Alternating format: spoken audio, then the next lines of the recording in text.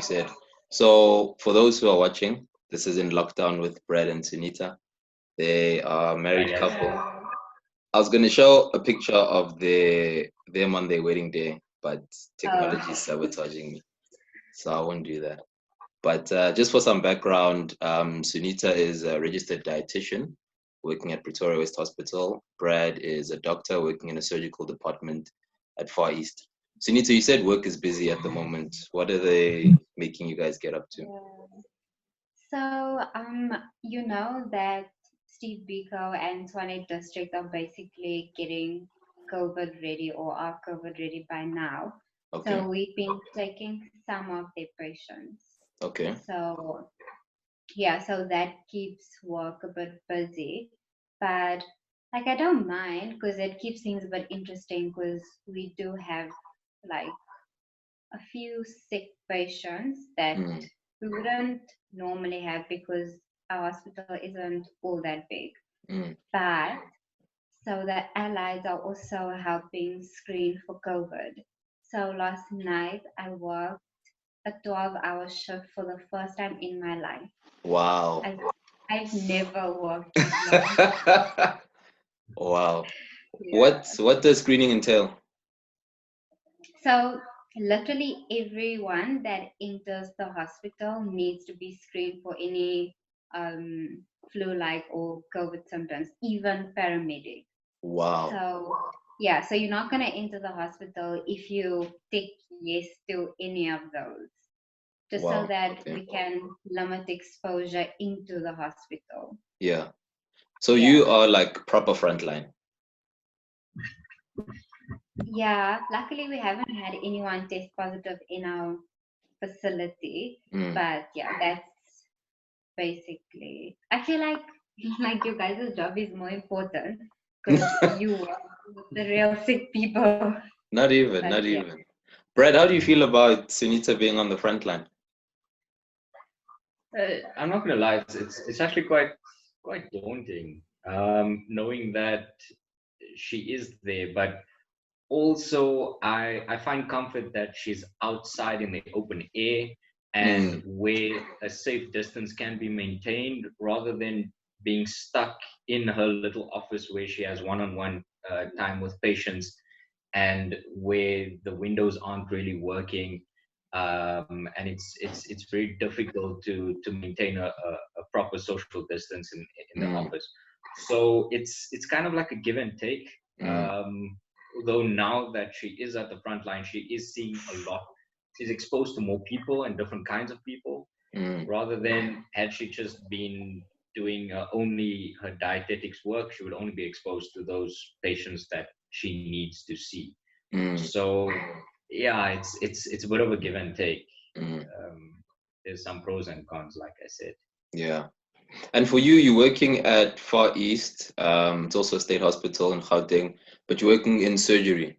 So some may say you a bit protected, but some may say that maybe it's a false sense of security because you'd focus on surgical problems and maybe not take a COVID patient or potential COVID patient seriously. But how have you found being in the public sector setting, but working in a department that's not directly in line with COVID patients?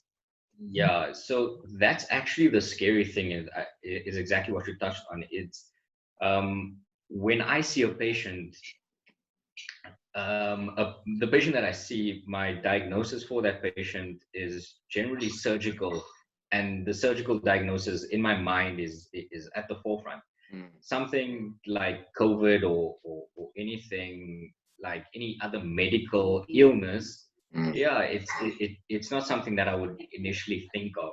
Yeah. But this time has actually forced me to ask these questions and be like, yes. I mean, in this year, I've had a patient already who came in with a gunshot abdomen. You got in a bit of a shooting row with the police. But when we opened up his abdomen to like repair the damage that the bullet had done, we also looked at his appendix while we were there and exploring the abdomen, and he was having an appendicitis. But it's that kind of same kind of thinking, is that, look, I'm dealing with this gunshot Like you're not even thinking that could this guy be suffering with appendicitis right Exactly. now. Yeah. The same sort of thing is if someone comes in and they stabbed or like some kind of traumatic illness, you're not thinking COVID. So if you're not thinking COVID, you're not putting on the necessary PPE, Sure. and you're not keeping yourself safe. So in that sense, I feel a bit exposed and a bit more vulnerable than should I have been in a more in a medical department rather than surgical. Sure, I hear what you're saying. You mentioned protection and the issue of PPE. How have you found, so this is a twofold question. How have you found the government's response to COVID at like an umbrella level, policy and rhetoric and stuff, but also on the ground? I know a lot of government employees often say what's written on paper and what's propagated at the top is brilliant, but its implementation on the ground, leaves a lot to be questioned. So for both of you, how have you found both the let's call it the corporate response to COVID, but also what that's translated to on the ground? I feel like, not because I work there, I feel like our hospital has been quite good with it. Because we do have like a little section where we probably isolate people, and a sister would deal with the patient or interact, and she would make sure she's fully protected. So I feel like our hospital takes care of us. It's obviously also the matter of masks and stuff are like, stock is quite limited now.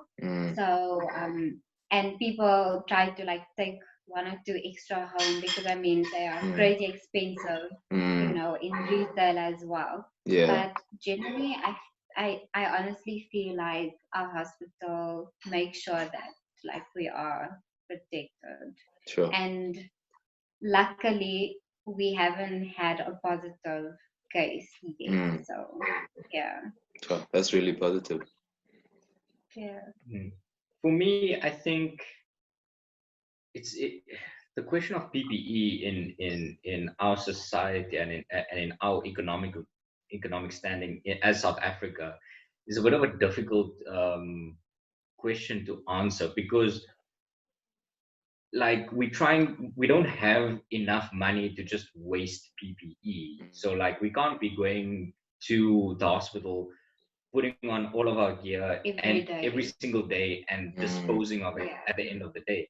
So like we would most definitely run out by the time we have our first positive case of COVID-19. So I don't think it's financially feasible that we do that. But now, on the other hand, when we do have a positive case, we might see the exact same thing that has happened in the multiple private hospitals, where there's once one positive case has been tested, then they actually go and look and see all of the healthcare workers that are in that hospital now testing positive, because we were all trying to ration the PPE.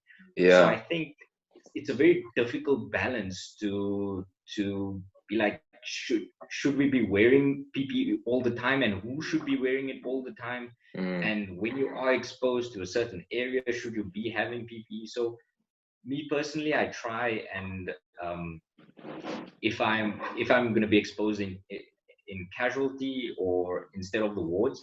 So if I do go to casualty, I'll try and wear an N95 mask.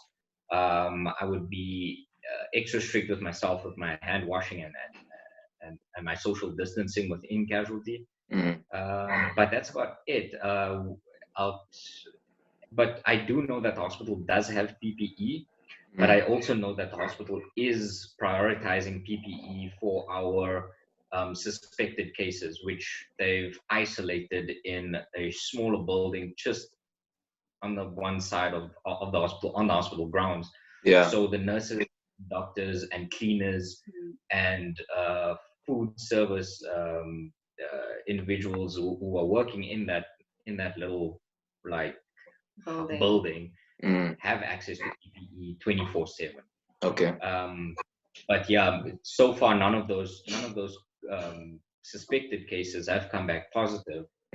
But the question is like, when one, if one person does, it might spread like wildfire at the moment in our hospital. So I do think that we are thinking about it, but I don't think that we have the answer as to where that balance would be. Because that's what it is. It's a sweet spot, eh? Yeah. You mentioning that our country's a resource limited setting. And I know you guys personally, so I know both of your backgrounds weren't necessarily super privileged. You guys have worked hard to get to where you are, but you know, you're from a humble background and know people who are still there. What do you think about the impact of COVID on let's call it the average South African, the majority of the South African populace, in the background of our existing burden of disease, in the background of our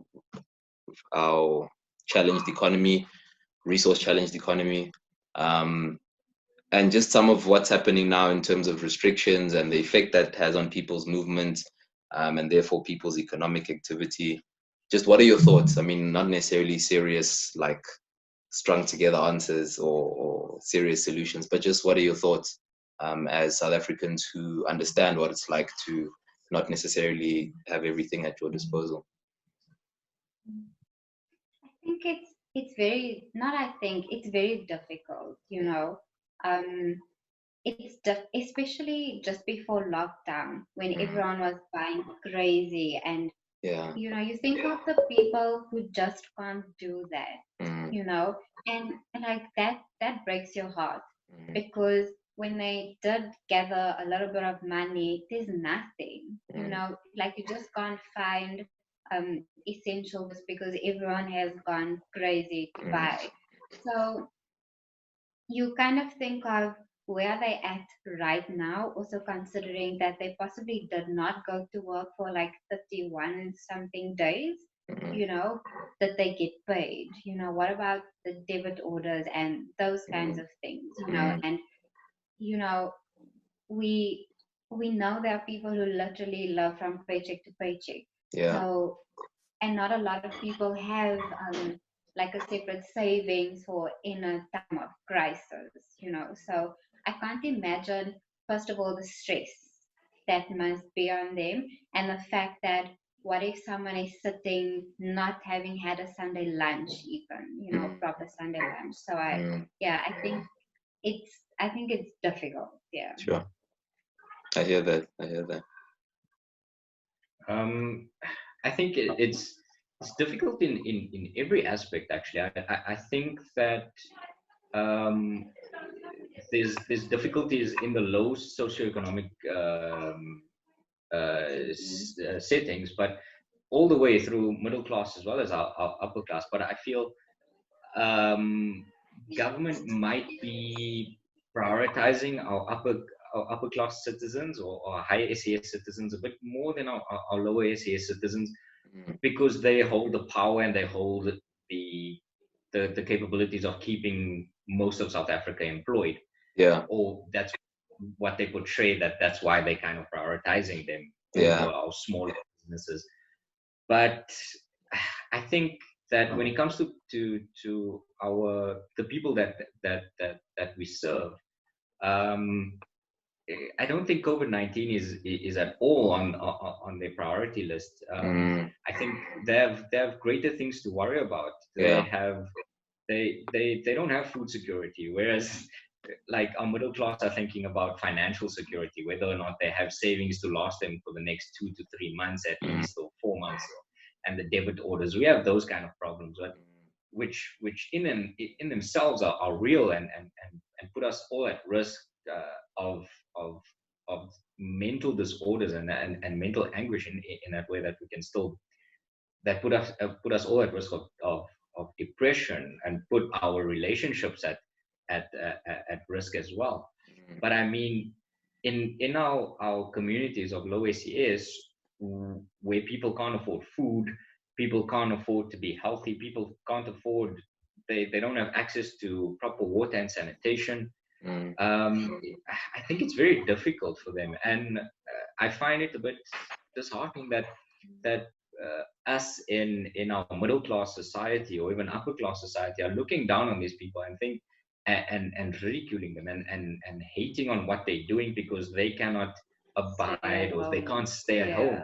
But what people don't realize is that the people in those communities don't have the same luxuries that we have at home. They don't have running water. They don't have access to food. They don't have access to soap.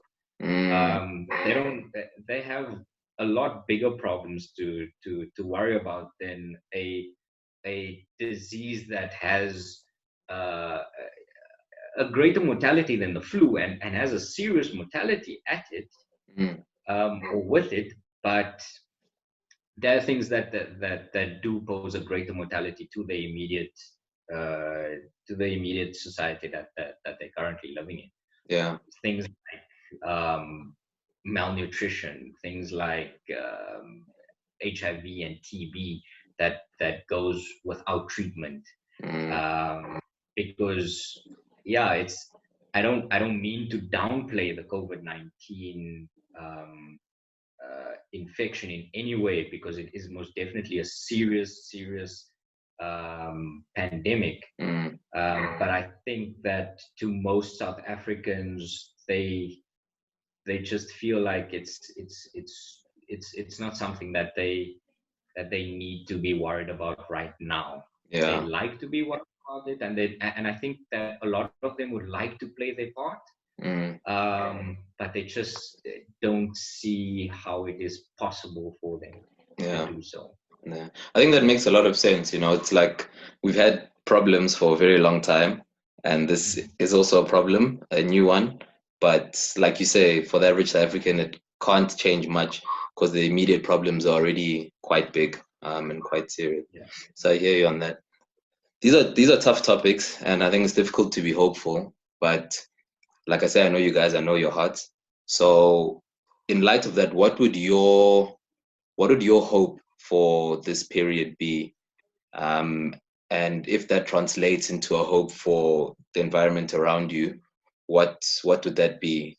Keeping in mind the country and I think the emotional and mental state that the country's in, what would your message or your hope for our current situation and for the immediate future be? So my hope is, first of all, that we would stop judging people for what they do, because like Bradley touched on, some people, like literally you watch the news and people are interviewed and they say, I'd rather be out in the street and hustle a little bit so that I can, get some cash than stay at home and, do nothing.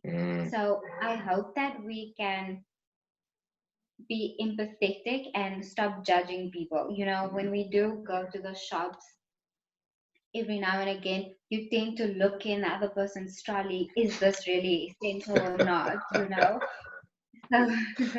yeah, just for people to have hearts.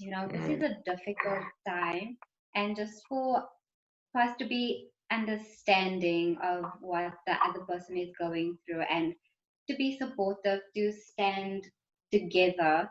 And I mean, even in our complex, we have a neighbor of ours who's probably cooked 3 times for us since the lockdown. Wow. She's been amazing. Yes. So I really hope that there are more people like that. Just being a bit of a support system for people who do still have to go to work, who have to leave their homes, who have to come back not knowing who they came in contact with. And, for the country to know that it's a terrible time, but, not to get biblical or anything, that, we have that promise in the Bible that not even the bad times last forever. But while we are in it, let's support each other. Let's not be selfish, because it's easy to be selfish, but let's choose not to be. Sure. And then for me, I think I am hopeful. This time of solitude that we find ourselves in, I hope that it gives us all time for much needed reflection for our country to actually reflect on a personal level of each and every individual.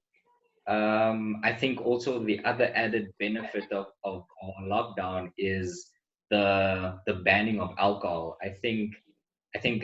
I hope that our country can take this time to actually reflect on the necessity or what role alcohol actually plays in their life. Yeah. Because and in society. Yeah, I mean, it's I understand that alcohol is great in a social setting, but working in casualty, you can definitely we see most of the adverse effects of alcohol, or only the adverse effects of alcohol. We see the gender-based violence that comes in. We see the drunken drivers coming in. You see the stabbings and the gunshots and all of these fighting that happens, and the root cause of it remains alcohol. So now that the ban has been in effect, we are seeing much less trauma due to alcohol-related trauma, which is a great thing. And I just hope that in particular is something that we can reflect on and maybe use less as a crutch, and maybe actually face our demons and reflect upon them and grapple with them and actually see why do we use alcohol as such a crutch. I mean, I don't think like right now I don't think we have enough time to actually discuss all the post-apartheid problems that we as a society are still facing. But yeah, I think alcohol is another big issue that I hope that we as South Africa can actually put behind us after once the lockdown is lifted. So the other thing is, like Sunita touched on, like when we leave our complex, when I leave the complex every morning and I come back every afternoon, the parking lot is still full, and that gives me hope that I'm surrounded by South Africans who are banding together to fight a common enemy, and to just do their part. And that fills me with hope every single day that I go to work. So yeah, that it also shows that we aren't as selfish as we thought. We can be quite selfless, and we all can band together as South Africans. And that, yeah, it's really heartwarming to come back to every day. Yeah. No, I think what you guys mentioned, I was speaking to someone as well last week, and they highlighted the same thing as something they were hopeful about, but also that they appreciated, that we all intrinsically have something human within us that makes us relate to the next person, and also that draws us to a common cause. And I think what you guys are highlighting is just, it's so helpful to know that, or to vindicate that that's a universal thing that we have within us. And that even people who are frustrated and can't go to work and stuff like that are still, displaying that. Sunita said there's a lady who's cooking and, helping you guys with meals. You mentioned people are staying at home. So it's so encouraging. It's really, really encouraging. And your message about alcohol, I very much put my stamp on that one. I think maybe for another time, like you say. But the lack of alcohol in society has had an effect. We can't deny that. But yeah, maybe that's for another time. No, guys, thank you so much for spending some time with me. You guys are going to be on YouTube, by the way. I hope you guys are ready to be world famous. But yeah, no, I appreciate it. For having us and for doing what you're doing. I think it brings a lot of light and hope to other people as well. So thank you. Thanks, guys.